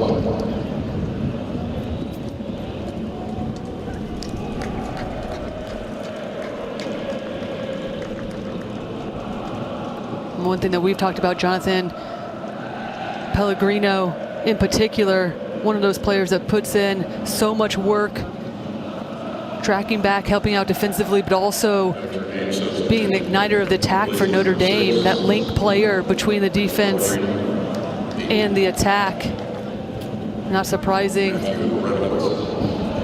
shown some signs of cramping, the amount of running he does. So like-for-like sub with Rowdy Voisa replacing Pellegrino. They've often started alongside each other.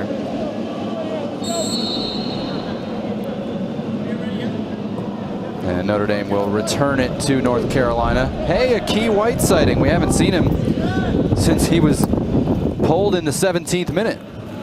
Overtime will give you all kinds of unusual opportunities.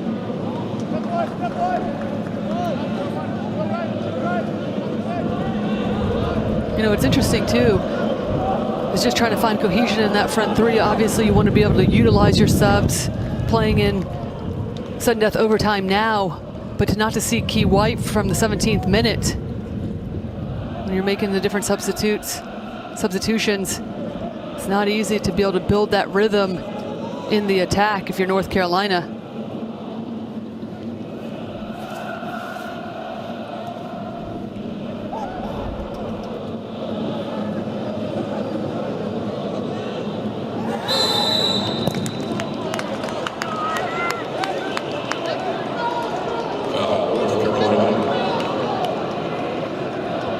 Dangerous free kick coming here. Final minute of the first overtime. We both have a lot to say about the play. We're excited.